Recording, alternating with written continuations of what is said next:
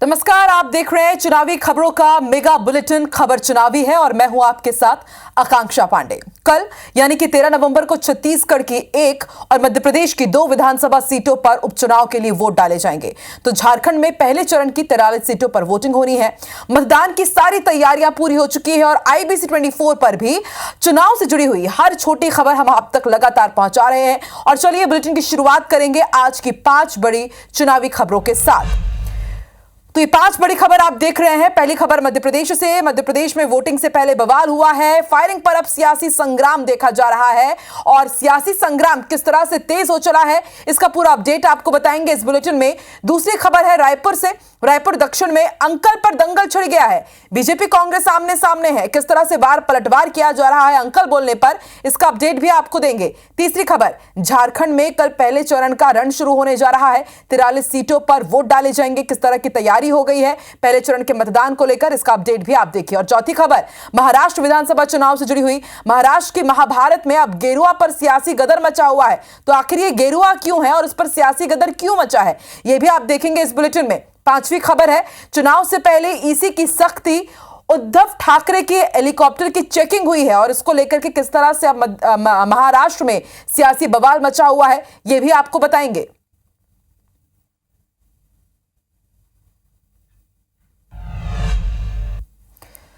तो आज ये टॉप 5 पॉलिटिकल न्यूज है। इन तमाम खबरों का पूरा अपडेट आपको बताते हैं। सबसे पहले रुक कर लेते हैं श्योपुर का। श्योपुर में विजयपुर विधानसभा सीट पर बुधवार को उपचुनाव की वोटिंग होनी है, लेकिन वोटिंग से एन पहले 3 आदिवासी बस्तियों में मारपीट और फायरिंग की घटना सामने आई है। इन घटनाओं में कुल 6 लोग घायल हुए हैं, जिनमें से धनाइचा गांव में हुए विवाद में 3 लोग, कोटका में 1, दंगपुरा गांव में 2 लोग घायल हुए हैं। जानकारी मिलते ही भारी संख्या में पुलिस बल मौके पर पहुंचा। धनाइचा गांव में हुई घटना के 2 घायलों को जिला अस्पताल श्योपुर में भर्ती कराया गया है। पुलिस ने एक आरोपी को गिरफ्तार कर लिया है। कांग्रेस प्रत्याशी मुकेश मल्होत्रा और कांग्रेस नेता नीतू सिकरवार कार्यकर्ताओं के साथ घायलों से मिलने के लिए अस्पताल पहुंचे। उन्होंने बीजेपी प्रत्याशी रामनिवास रावत पर वोटरों को धमकाने और उनसे मारपीट करने के गंभीर आरोप लगाए हैं। पूर्व मुख्यमंत्री कमलनाथ ने भी एक्स पोस्ट कर घटना पर विरोध किया है और पोस्ट में उन्होंने लिखा कि फायरिंग की घटना अत्यंत चिंताजनक है। आदिवासी समुदाय के कई लोग घायल हो गए हैं। घटना कानून व्यवस्था पर बेहद गंभीर सवाल खड़े करती है।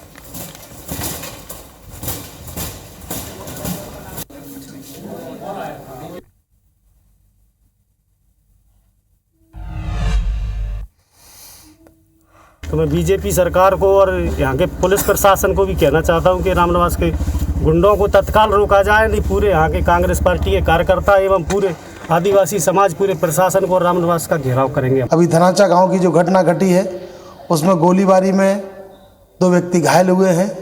मेरा आप सब लोगों से निवेदन है कि ये अपराधी डराकर वोट हासिल करना चाहते हैं। ऐसे लोगों से लड़ने की आवश्यकता है।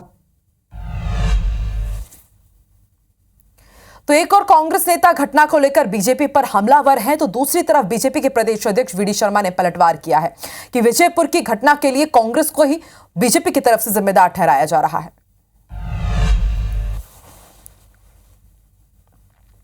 वातावरण को बिगाड़ना, और जब कांग्रेस चुनाव हारती है तो इस प्रकार के हथकंडे अपनाना। कोई बंटी रावत नाम का अपराधी पकड़ा गया है तो कोई इस प्रकार का अपनी जाति के अपराधी का ऐसे कोई उपयोग करेगा? ये कांग्रेस का प्लानिंग के तहत विजयपुर के अंदर शहरिया समाज, आदिवासी भाई और बहन, उन्हें प्रभावित करने का षड्यंत्र चल रही है कांग्रेस। तो कुल मिलाकर विजयपुर उपचुनाव में बीजेपी विकास तो कांग्रेस गद्दार के मुद्दे पर चुनाव लड़ रही है, मगर यहां जाति समीकरण चुनाव पर हावी है। ऐसे में इन चुनाव से पहले विजयपुर में फायरिंग और धमकी की घटना का चुनाव में कितना असर पड़ता है, ये तो वोटिंग के बाद ही साफ हो पाएगा। चलिए आगे बढ़ते हैं। अब रुख कर लेते हैं कुछ दूसरी खबरों का, और ये खबर भी विजयपुर से ही है। विजयपुर की सीट पर रामनिवास रावत और मुकेश मल्होत्रा के बीच चुनावी जंग है। तस्वीर हम आपको दिखा रहे हैं। आप देखिए, ग्राफिक्स के जरिए आपको समझा रहे हैं कि उपचुनाव का जो संग्राम है आखिर अब और कितना तेज हो रहा है। यहां पर फायरिंग हो रही है, एक दूसरे पर तीखे बयान दिए जा रहे हैं। रामनिवास रावत वर्सेस मुकेश मल्होत्रा। खास बात यह है कि पिछले बार जब चुनाव हुए थे साल 2023 में विधानसभा चुनाव, तो मुकेश मल्होत्रा ने कड़ी टक्कर दी थी रामनिवास रावत को निर्दलीय प्रत्याशी के तौर पर, और इस बार अब वो कांग्रेस के निशान पर, पंजा के निशान पर कांग्रेस के साथ होकर के रामनिवास रावत को टक्कर दे रहे हैं। पहले रामनिवास रावत ही कांग्रेस में थे, लेकिन अब उन्होंने पाला बदल लिया है। अब वो भाजपा की तरफ से चुनावी मैदान में है, लगातार 6 बार के विधायक रहे हैं। अब ऐसे में विजयपुर की जंग कौन विजय करता है, ये तो 23 नवंबर को ही क्लियर होगा, लेकिन दावों और वादों की पड़ताल कल होगी जब यहां पर मतदान होना है।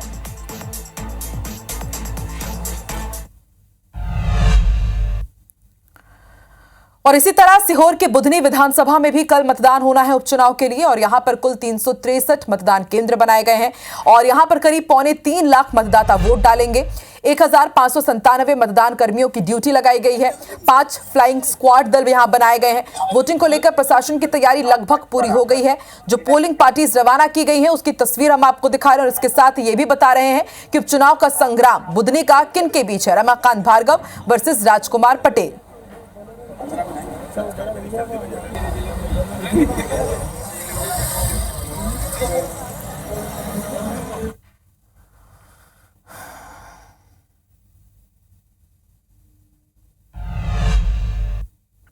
तो मध्य प्रदेश की दो सीटों पर उपचुनाव होना है, उसका समीकरण तो हमने आपको बता दिया, बड़ी खबरें भी बताई। और अब रुख कर लेते हैं रायपुर दक्षिण का, जहां चुनाव से पहले जमकर वार पलटवार हो रहा है। बीजेपी और कांग्रेस नेताओं के बीच अंकल, गुंडा और सोने के सिक्के जैसे शब्दों पर वार पलटवार हो रहा है। कांग्रेस प्रत्याशी आकाश शर्मा ने भाजपा उम्मीदवार सुनील सोनी को अंकल कहते हुए एक वीडियो जारी किया। इसमें उन्होंने सुनील सोनी को कहा कि आप 10 साल महापौर, 5 साल सांसद रहे हुए अपनी उपलब्धि नहीं बता पा रहे हैं, उल्टा भाजपा और सोशल मीडिया में वीडियो पोस्ट कर उनका चरित्र हनन कर रहे हैं। जवाब में भाजपा प्रत्याशी सुनील सोनी ने पलटवार किया कि युवा कांग्रेस के लोग बलौदा बाजार और सूरजपुर घटना में पकड़े गए हैं।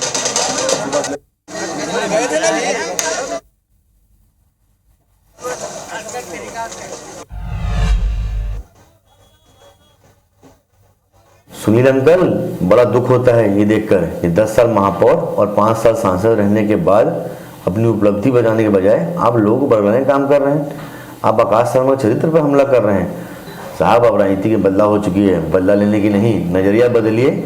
रायपुर दक्षिण हमारा परिवार है, एक अच्छा सौहार्दपूर्ण चुनाव लड़िए, जनता में एक अच्छा संदेश जाए। कहा भ्रम फैलाकर राजनीति करना, आखिरी में कुछ भी आरोप लगा देने का, और उसके बाद में युवक कांग्रेस के लोग तो पकड़ाए हैं। तो जगह जगह जब जेल में अगर युवक कांग्रेस के लोग, अन्य लोग हैं, तो गुंडागर्दी नहीं कर रहे हैं आपके लोग, तो और क्या कर रहे हैं? इससे एक दिन पहले पीसीसी चीफ दीपक बैज ने दरअसल बीजेपी प्रत्याशी सुनील सोनी पर सोने के सिक्के बांटने के आरोप लगाए थे, जिस पर सुनील सोनी ने तीखा जवाब दिया है। सुनिए। कि भारतीय जनता पार्टी चुनाव जीतने के लिए हर हथकंडे अपना रही है। पिछिया बांट रहे हैं, पायल बांट रहे हैं, साड़ी बट रहा है, उसके साथ 500 का 1,000 का नोट बट रहा है, दारू बट रही है और अंडा गोली भी बट रही है। हाँ, सोने के सिक्के भी बट रही है। चुनाव आयोग को संज्ञान में लेना चाहिए। ये झूठ है। चुनाव जो है वो लोकतंत्र का उत्सव है। मजाक मत करिए, होली का त्यौहार नहीं है ये कि चुनाव के बाद में बोलेंगे बुरा न मानो होली है। लोग लाइन लगाकर वोट देते हैं, आप अपनी बात को रखो। रायपुर दक्षिण में उपचुनाव के ठीक पहले भाटा गांव में चेकिंग के दौरान बड़ी नगद राशि पकड़ी गई।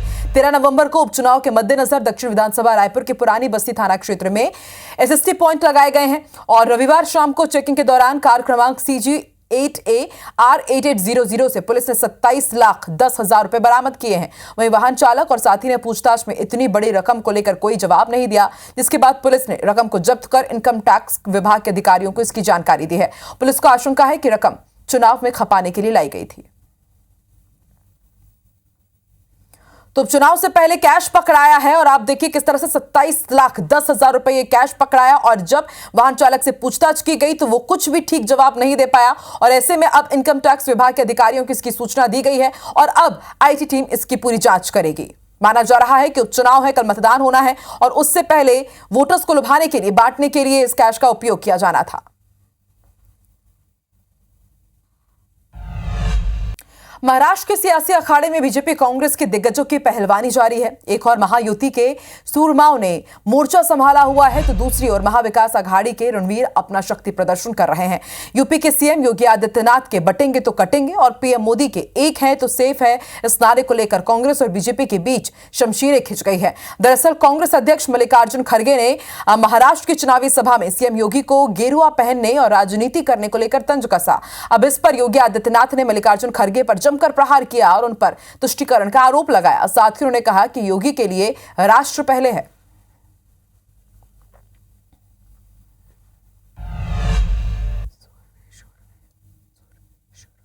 उनका गेरुआ कपड़े पहनते हैं और सर पे बाल भी नहीं रखते, तो या तो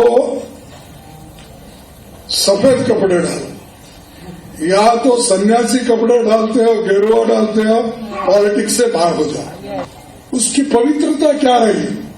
एक तरफ गेरुआ कपड़े डालते हो, जज साहब आपको पूछ रहा हूं,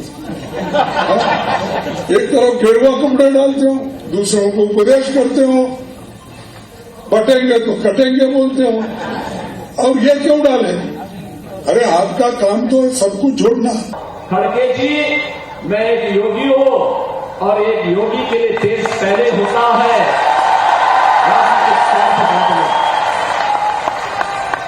यही अंतर है एक योगी में और आप में कि मेरे लिए देश पहले है, क्योंकि मेरे नेता मोदी जी ने हमें यही बताया है कि पहले हर काम देश के नाम। लेकिन आपके लिए कांग्रेस की तुष्टीकरण की नीति पहले है और यही कारण है कि आप सच्चाई न बोल पा रहे हैं न समझ पा रहे हैं। इधर देश में चुनाव से पहले जुबानी जंग जोरों पर है। बटेंगे तो कटेंगे जैसे नारे पॉलिटिकल रैलियों में गूंज रहे हैं। तो इस नारे को लेकर अब जगत गुरु श्री राम भद्राचार्य का भी बयान सामने आया है। उन्होंने कहा है कि हमें बंटना नहीं है, एक होकर रहेंगे तो कोई भी बाल बांका नहीं कर पाएगा। सुनिए।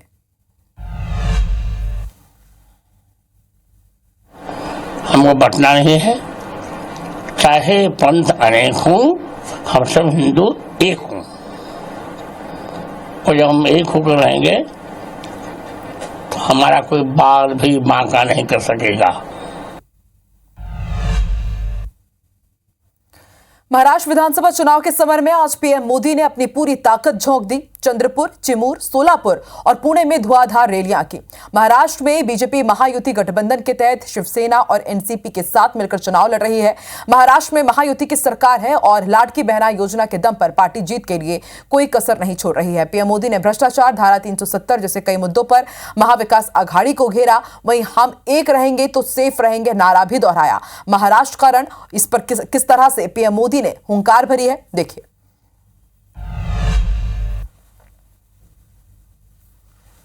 इस साल में इन्होंने मेट्रो से लेकर हर विकास परियोजनाओं को रोकने का काम किया।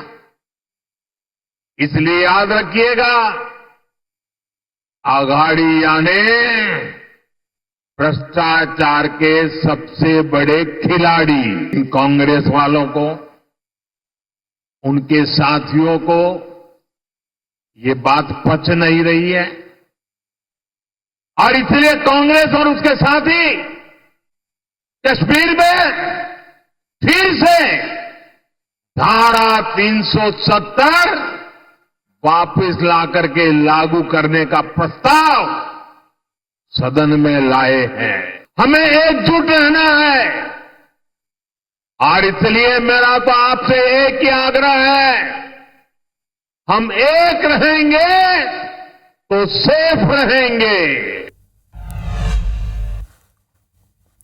महाराष्ट्र चुनाव के बीच चुनाव आयोग की टीम नेताओं के हर मूवमेंट पर नजर रख रही है। इसी बीच उद्धव ठाकरे के हेलीकॉप्टर की चेकिंग की गई। चुनाव आयोग के अधिकारियों ने चेकिंग की और नासिक में हेलीकॉप्टर की चेकिंग हुई और महाराष्ट्र में विधानसभा चुनाव से पहले ये काफी सख्ती देखी जा रही है। बीच में मत आओ। देखिए, चुनाव से पहले ईसी ने सख्ती दिखाते हुए उद्धव ठाकरे के हेलीकॉप्टर की चेकिंग की। उनका बैग भी यहां पर तलाशा गया और ये पहली दफा नहीं है जब उद्धव ठाकरे के हेलीकॉप्टर की चेकिंग की गई हो, और इससे पहले भी उद्धव ठाकरे के हेलीकॉप्टर की चेकिंग हुई थी। और ऐसे में उद्धव ठाकरे ने काफी नाराजगी भी यहां पर दिखाई। उनका कहना है कि उनके बैग की चेकिंग की गई, ये तो ठीक है, लेकिन इसके साथ केंद्रीय गृह मंत्री अमित शाह, प्रधानमंत्री नरेंद्र मोदी के भी हेलीकॉप्टर और बैग की चेकिंग होनी चाहिए।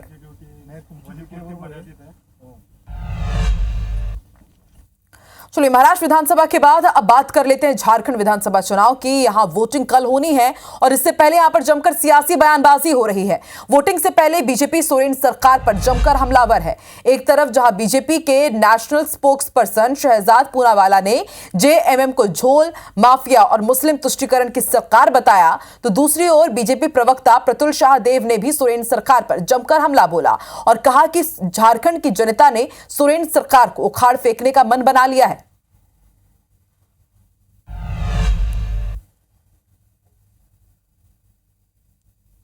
झारखंड में पिछले 5 वर्षों से जेएमएम कांग्रेस की सरकार है।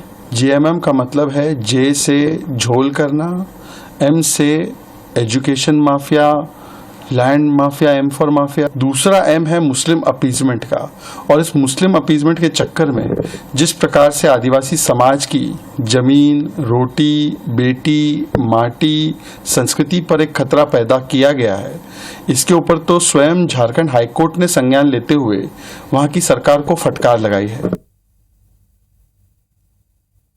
देखिए, जनता ने मन बना लिया है कि झारखंड के इतिहास की सबसे corrupt chief minister Hemant Soren, 4 साल 7 महीने जिन्होंने झारखंड को लूटा, जिनके ऊपर हजारों हजार करोड़ के घपले घोटाले का आरोप लगा, तो हमारा मानना है कि जनता खुद वोट आउट कर रही है। और 43 जो सीटों पर पहले चरण में चुनाव हो रहा है, तो जो मैजिक नंबर है 41, हम उसके बहुत करीब पहुंच जाएंगे इस पहले ही फेज में। तो झारखंड में पहले चरण में 43 सीटों पर कल वोट डाले जाने हैं और कुल 683 उम्मीदवारों की किस्मत कल ईवीएम में कैद हो जाएगी और फिर 23 नवंबर को एक साथ महाराष्ट्र विधानसभा चुनाव के, झारखंड विधानसभा चुनाव के और तमाम उपचुनाव के नतीजे आएंगे। तो झारखंड चुनाव को लेकर बीजेपी ने अपनी पूरी ताकत झोंक दी है। तीखे बयान भी आपने सुने। लगातार बीजेपी के नेता, मंत्री, तमाम मुख्यमंत्री झारखंड में सभाएं कर रहे हैं। मंगलवार को गृह मंत्री अमित शाह भी झारखंड के दौरे पर रहे और यहां पर धनबाद में जनसभा को संबोधित करते हुए उन्होंने भी जेएमएम पर जमकर हमला बोला। जेएमएम को लूट खसोट का आरोपी बताया और कहा कि अगर बीजेपी की सरकार आती है तो जनता का पैसा लूटने वालों को उल्टा लटका देंगे। सुनिए। भाइयों बहनों, ये 350 करोड़ रुपया मेरे झरिया और धनबाद के युवाओं का है, माताओं का है, जो ये लूट कर ले गए हैं। और ये मानते हैं कि हमने लूट खसोट कर दी, कुछ नहीं होगा। मैं आज कहकर जाता हूं, आप कमल फूल की सरकार बना दो, 1 करोड़ों रुपया लूटने वालों को हम उल्टा लटका कर सीधा करने का काम करेंगे। और खबर चुनावी है में फिलहाल इतना ही, लेकिन देश और दुनिया के तमाम बड़ी खबरें IBC 24 पर लगातार जारी है। मुझे दीजिए इजाजत। नमस्कार।